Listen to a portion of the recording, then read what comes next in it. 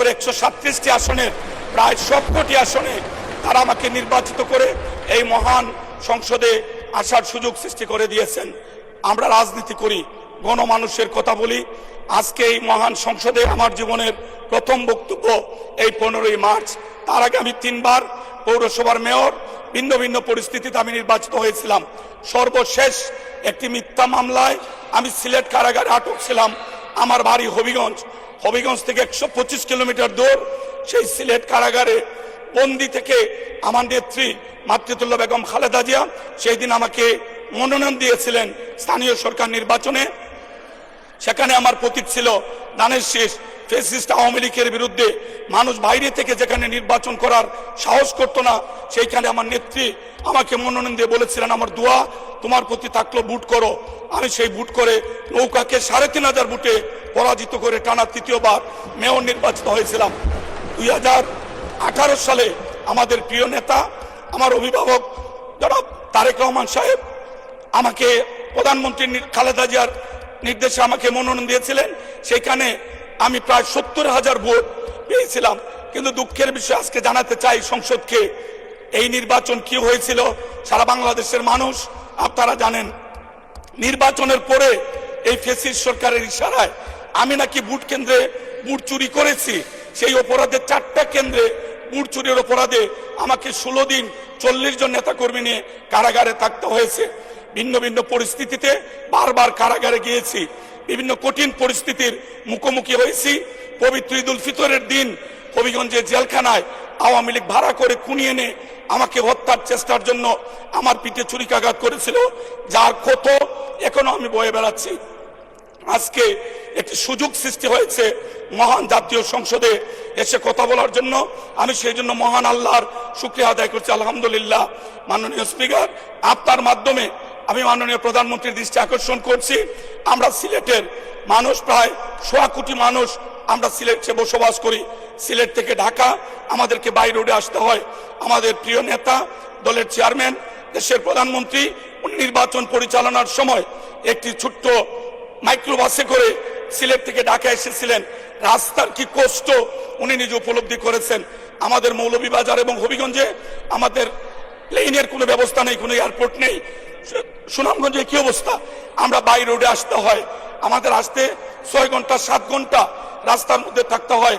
আমরা অনুরোধ করব এই 6 লেন রাস্তাটি যত দ্রুত সম্ভব যদি সমাপ্ত হয় তাহলে আমরা সিলেটবাসী কৃতজ্ঞ হব।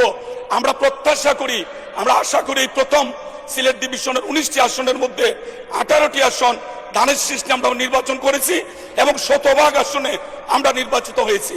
অতএব আমরা বরাবরই আমরা তো দাবি করতে পারি সিলেটের মানুষ ধানের শীষে ভোট দিয়ে আমাদের 18 জন এমপিকে নির্বাচিত করে মহান সংসদে কথা বলার সুযোগ সৃষ্টি করে দিয়েছেন। তাই আমি জনদুর্ভোগ বিবেচনায় এই ঢাকা সিলেট মহাসড়কটি দ্রুত শেষ করার জন্য উদ্যোগ নেওয়ার জন্য যথাযথ কর্তৃপক্ষকে মাননীয় প্রধানমন্ত্রী নির্দেশ দিবেন এই অনুরোধটুকু রাখছি। মাননীয় প্রধানমন্ত্রী উনি প্লেনে সিলেট গিয়েছেন, বাই রোডে উনি সিলেট থেকে ঢাকা এসেছেন, কিন্তু ট্রেন জার্নি ওনার সুযোগ হয়নি। ট্রেনের যাত্রা আরো কষ্ট, আরো বেশি ভোগান্তির।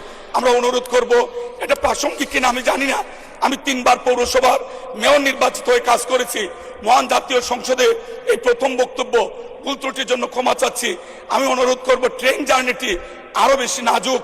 মাননীয় প্রধানমন্ত্রী ট্রেনের দিকে একটু নজর দিলে আমরা বৃহত্তর সিলেটের মানুষ আমরা কৃতজ্ঞ থাকব।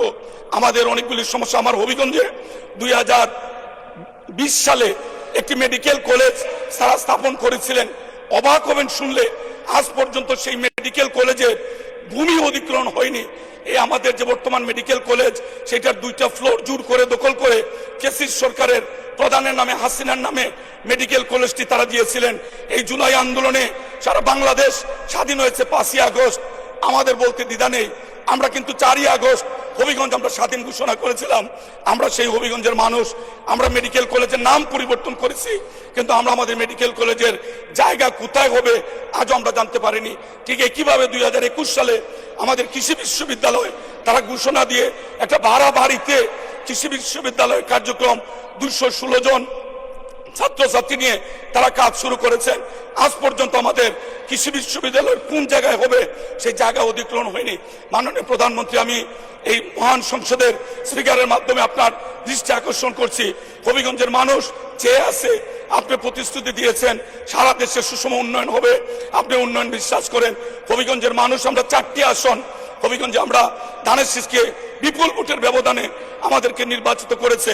আমি সকলের পক্ষে অনুরোধ করছি, আমাদের মেডিকেল কলেজ এবং কৃষি বিশ্ববিদ্যালয় যদি হয়, এবং যে কলেজ থেকে আমি 1988 সালে বিএ পাস করেছি, সেই কলেজটি 100 বছরের পুরাতন, এখনো আমাদের কলেজ ভবনগুলি উপরে টিন শেড।